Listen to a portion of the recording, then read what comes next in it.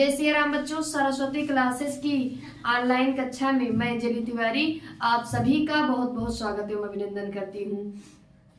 बच्चों, आज समासों की उसी श्रृंखला में मैं आप लोगों के सम्मुख कर्मधारय समास को लेकर उपस्थित हूँ। तो आइए जानते हैं कर्मधारय समास की परिभाषा क्या है तथा कर्मधारय समास के कुछ उदाहरणों को हम और आप इस वीडियो में जानेंगे। तो आइए अविलंब हम अपने समास की ओर बढ़ते हैं।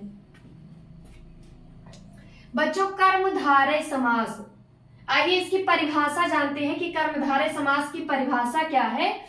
तो जहां समस्त पदों में, समस्त मीन्स होता है बच्चों समस्त पद, यानी पूरा पद मिला के, पूर्व पद और उत्तर पद मिला के जो पद बनेगा उसे हम आप बोलेंगे समस्त पद। तो जहां समस्त पदों में उपमान उपमेय का संबंध होता है, उपमान उपमेय, जब बच्चों मैंने आपको अलंकार जो पढ़ाया है, उपमा अलंकार, रूपक अलंकार और उत्प्रेक्षा अलंकार, तो उसमें मैंने बच्चों उपमान और उपमेय आपको बताया है कि उपमान क्या होता है और उपमेय क्या होता है। आइए फिर से एक बार हम बता देते हैं आप सभी को कि उपमान क्या है और उपमेय क्या है। तो बच्चों, उपमान देखिए क्या होता है। उपमान एक शब्द है उपमान और एक है उपमेय, उपमेय। तो बच्चों, उपमेय का मतलब होता है यानी उपमेय जिसकी तुलना की जाए, जिसकी तुलना की जाए, जिसकी तुलना की जाए बच्चों उसे हम आप बोलेंगे उपमेय। जिसकी तुलना की जाए या जिसकी समानता बताई जाए वो होता है उपमेय। जिसकी तुलना की जाए या जिसकी समानता बताई जाए, जिस वस्तु की या जिस व्यक्ति की तुलना की जाए या फिर समानता बताई जाए तो वो होता है बच्चों उपमेय।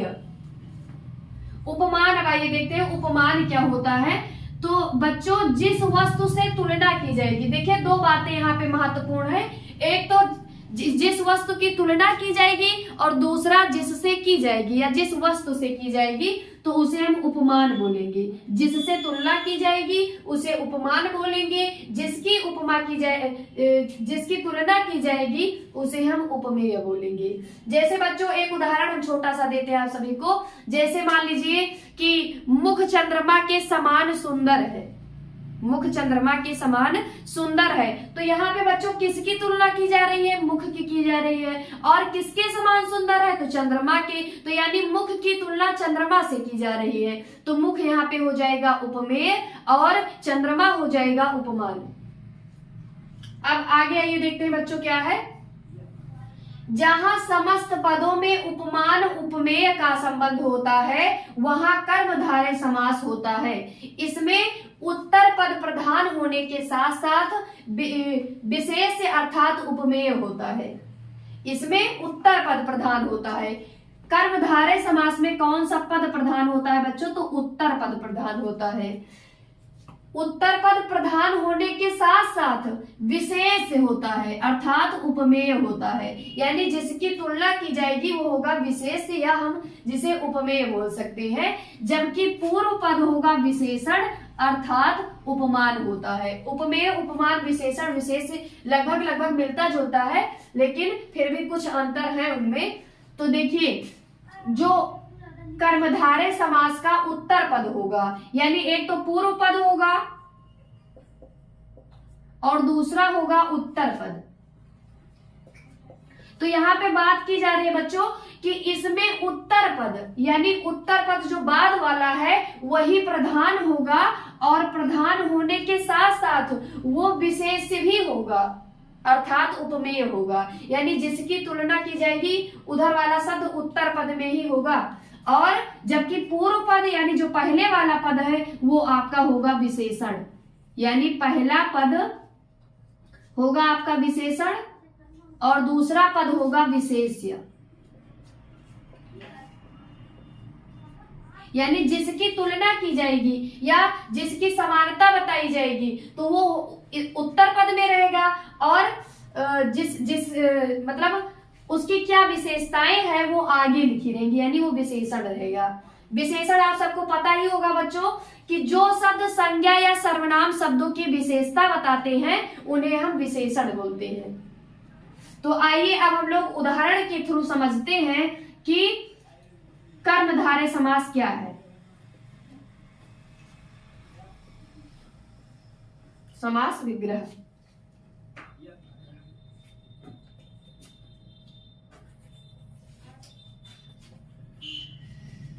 एक बार फिर से परिभाषा देख ले बच्चों ध्यान से। जहां समस्त पदों में उपमान उपमेय का संबंध होता है वहां कर्मधारय समास होता है। अर्थात जहां विशेषण विशेष्य का संबंध हो या फिर उपमेय उपमान का संबंध हो वहां पे कर्मधारय समास होता है। यानी जिसकी तुलना की जाएगी और जिससे की जाएगी वो दोनों ही चीजें आपको समास में समस्त पद में देखने को मिलेगी। तो इसमें उत्तर पद प्रधान होने के साथ साथ इसमें यानी इसमें उत्तर पद प्रधान होता है और साथ साथ में वही विशेष भी होता है अर्थात उपमेय भी होता है। जबकि पूर्व पद जो होता है पहले वाला विशेषण होगा और बाद वाला जो पद होगा वो विशेष से होगा। आइए एक उदाहरण हम लोग लेते हैं छोटा सा यहाँ पे। जैसे है बच्चों श्वेत कमल, यहाँ पे मैंने एक शब्द लिया श्वेत कमल, श्वेत कमल। अब देखिए बच्चों तो यहाँ पे देखिए बच्चों कर्मधारय समास जो होता है दो प्रकार का होता है। एक तो विशेषण विशेष से कर्मधारय होगा और एक उसी से मिलता जुलता लगभग रहेगा उपमान उपमेय कर्मधारय। उपमान यहाँ पे हम लिख दे रहे हैं, अभी दोनों हम आपको समझा देंगे कि कैसे आपको करना है। उपमान उपमेय कर्मधारय, उपमान उपमेय कर्मधारय। और एक होता है बच्चों विशेषण विशेष्य कर्मधारय, विशेषण विशेष्य कर्मधारय। एक होता है बच्चों विशेषण विशेष्य कर्मधारय और एक होता है उपमान उपमेय कर्मधारय। आपको इसे भी ध्यान में रखना है बच्चों कि कर्मधारय समास कितने प्रकार का होता है, तो दो प्रकार का, विशेषण विशेष्य कर्मधारय और उपमान उपमेय कर्मधारय। तो आइए समझते हैं कि विशेषण विशेष्य कर्मधारय क्या है। तो यहाँ पे मैंने एक उदाहरण लिया है बच्चों श्वेत कमल। अब देखिए पहला पद क्या कह रही है हमारी परिभाषा कि पहला पद जो होगा पूर्व पद विशेषण होगा और उत्तर पद क्या होगा विशेष्य होगा। यानी देखिए बच्चों यहाँ पे कमल, कमल की विशेषता बताई जा रही है कि कमल कैसा है श्वेत, तो जिसका जो विशेषण रहेगा वो प्रायः बच्चों आपको उसके पहले लिखा मिलेगा। जैसे लाल कपड़ा, तो कपड़े की विशेषता क्या है बच्चों कि कपड़ा लाल है, तो लाल हो जाएगा विशेषण और कपड़ा हो जाएगा विशेष। यानी जिसकी विशेषता बताई जाएगी वो विशेष होगा और जो विशेषता रहेगी वो विशेषण हो जाएगा आपका। देखिए तो यहाँ पे कमल की विशेषता बताई जा रही है। कमल कैसा है बच्चों, तो श्वेत है, सफेद है। तो आप इसका विग्रह इस तरह से करेंगे, श्वेत है जो कमल, श्वेत है जो कमल। बच्चों इसी से मिलता जुलता बहुव्रीहि समास भी है, लेकिन अभी आज कर्मधारय समास ही हम और आप इस वीडियो में देखेंगे। कल हम बहुव्रीहि समास के बारे में आपसे चर्चा करेंगे। आज केवल आपको कर्मधारय समास को बहुत ही अच्छे ढंग से पढ़ना है। श्वेत कमल, श्वेत है जो कमल, इसका विग्रह कैसे करेंगे बच्चों, श्वेत है जो कमल।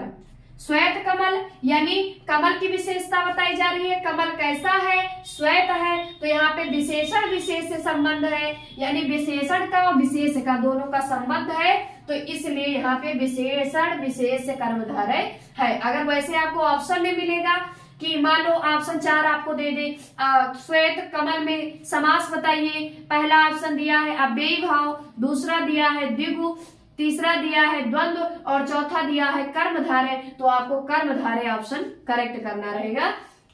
एक उदाहरण और लेते हैं बच्चों, जैसे है एक शब्द सत्पुरुष, सत्पुरुष। सत मतलब होता है बच्चों अच्छा या सच्चा, तो पुरुष की विशेषता क्या है बच्चों कि वो सच्चा है, अच्छा है। तो देखिए पुरुष की विशेषता जो है वो उसके पहले लिखा है। इस तरह केवल आपको कर्मधारय समास में मिलेगा लगभग। तो सत्पुरुष यानी पुरुष हो जाएगा आपका विशेष्य और सत हो जाएगा ये आपका विशेषण। यानी पुरुष कैसा है, पुरुष सच्चा है, अच्छा है, तो आप लिखेंगे सच्चा है जो पुरुष, सच्चा है जो पुरुष। इसका विग्रह कैसे करेंगे बच्चों, सच्चा है जो पुरुष, है जो करके हम इसका विग्रह करते हैं इस समास का, कर्मधारय समास का। तो सच्चा है जो पुरुष, इसका हो जाएगा विग्रह। अगला उदाहरण लेते हैं बच्चों, महाराज। एक उदाहरण और लेते हैं हम, महाराज। अब देखिए बच्चों, यहाँ पे राज मतलब क्या होता है, राजा। महा मतलब महान, महान है जो राजा, इसका विग्रह हम कैसे करेंगे बच्चों, महान है जो राजा, महान है जो राजा। महाराज यानी महान है जो राजा। तो महान बच्चों ये क्या है, राजा की विशेषता है। और प्रायः आपको जो जिसकी जो विशेषता रहेगी वो आपको पहले ही लिखा मिलेगा। तो देखिए यहाँ पे राजा की विशेषता कैसा क्या है कि राजा महान है, तो महान हो जाएगा विशेषण और राजा हो जाएगा विशेष। तो यानी विशेषण विशेष और विशेषण का संबंध रहेगा, इसमें दिखाया रहेगा। तो यहाँ पे कर्मधारय समास ही होगा। तो इसका विग्रह हो जाएगा बच्चों, महान है जो राजा अर्थात महाराजा। तो या महाराज चाहे जो हम कहें, तो इसमें भी कर्मधारय समास है। अगर कर्मधारय के भेद में भी कहें कौन सा है, तो विशेषण विशेष कर्मधारय है। और एक उदाहरण लेते हैं बच्चों, नीलगाय। नीलगाय शब्द आप सभी ने सुना होगा। तो नीलगाय में जान लीजिए कौन सा समास है बच्चों। नील मतलब होता है नीला और गाय मतलब गाय। तो गाय तो स्त्रीलिंग है इसलिए नीली बोलेंगे। नील मतलब नीली, नीली है जो गाय, तो इसका हो जाएगा विग्रह बच्चों, नीली है जो गाय, है जो गाय। नील यानी गाय की विशेषता कैसी क्या है कि वो कैसी है, नीली है। तो यानी नीली गाय की विशेषता है और गाय क्या हो जाएगा, विशेष से हो जाएगा। नील क्या हो जाएगा, विशेषण हो जाएगा। विशेषण विशेष का संबंध है इसलिए कर्मधारय समास है। और इसका जब हम विग्रह करेंगे बच्चों तो है जो लगा के करेंगे। जैसे नील गाय तो नीली है जो गाय। महाराज यानी महान है जो राजा। सत्पुरुष यानी सच्चा है जो पुरुष। श्वेत कमल यानी श्वेत है जो कमल। तो ये था बच्चों विशेषण विशेष, कर्मधारय समास का विशेषण विशेष वाला समस्त पद और समास विग्रह। अब आइए देखते हैं उपमान उपमेय में कैसे आपसे पूछेगा परीक्षा में। तो देखिए जैसे हमने यहाँ पे एक उदाहरण हम ले लें, चरण कमल। चरण कमल, देखिए बच्चों इसमें उपमान उपमेय रहता है तो तुलना ही लगभग दर्शाई जाती है। तो चरण कमल, देखिए चरण कमल यानी कमल के समान चरण। इसका विग्रह हम कैसे करेंगे बच्चों, कमल के समान चरण। कमल के समान चरण। और एक उदाहरण ले हम बच्चों, जैसे प्राण प्रिय। प्राण प्रिय। अब देखिए बच्चों ऐसा इस तरह से नहीं करेंगे हम इसका विग्रह विशेषण विशेष की तरह कि प्राण है जो प्रिय, ऐसा थोड़ी ना होगा बच्चों। तो ध्यान दीजिए आपको ऐसे करना है, इसमें उपमान और उपमेय का संबंध है। तो प्राण प्राणों के समान प्रिय हो सकता है बच्चों। क्या लिखेंगे हम, प्राणों के समान प्रिय। प्राणों के समान प्रिय। और देखिए जैसे एक उदाहरण ले लिए हम, गुरुदेव। गुरुदेव तो गुरु के समान देव हम नहीं बोलेंगे यहाँ पे बच्चों, गुरु रूपी देव। गुरु रूपी देव, जैसे कि आप रूपक अलंकार में करते हैं, गुरु रूपी देव।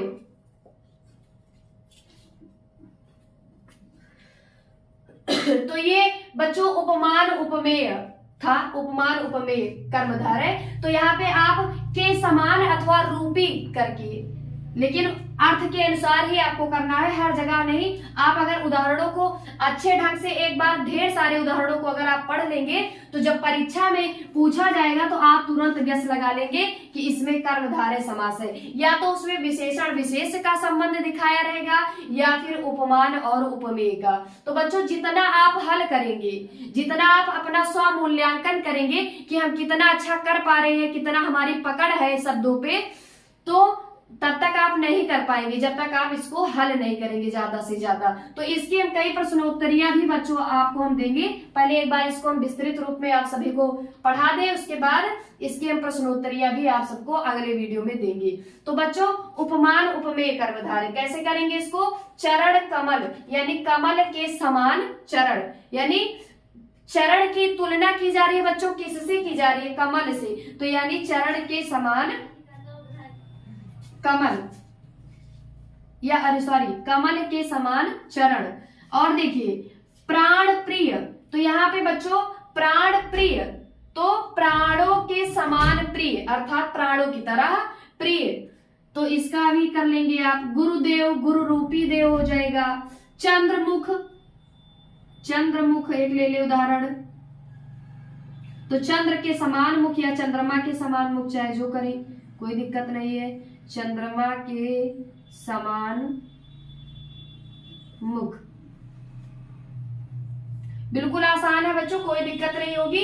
अगर आप जितने भी उदाहरण आपके बुक में दिए हो, क्वेश्चन बैंक में दिए हो, उतने उदाहरणों को आप भली प्रकार से पढ़ लें और उसी में से ही परीक्षा में पूछा जाएगा। अगर आप सारे उदाहरणों को पढ़ लेंगे और ज्यादा प्रश्नोत्तरियों को हल करेंगे तो आपसे समाज से संबंधित कोई भी प्रश्न परीक्षा में आपसे गलत नहीं होगा। तो बच्चों ये था कर्मधारय समास, यानी जिसमें उपमान और उपमेय का संबंध होता है या फिर विशेषण और विशेष्य का संबंध होता है, और साथ ही साथ में उत्तर पद की प्रधानता भी होती है। वहां कर्मधारय समास होता है। कर्मधारय समास दो प्रकार का होता है, एक विशेषण विशेष्य कर्मधारय और एक उपमान उपमेय कर्मधारय।